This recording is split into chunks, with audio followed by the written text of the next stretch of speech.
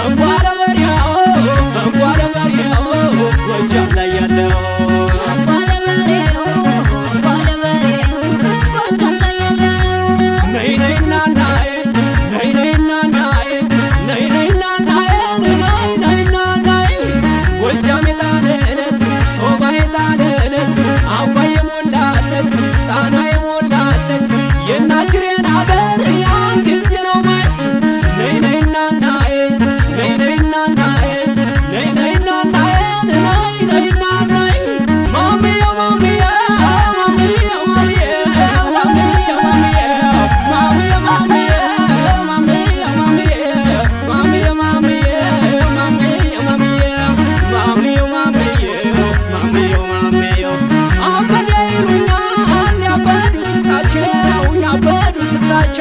አበደ ይሉኛል ያበዱ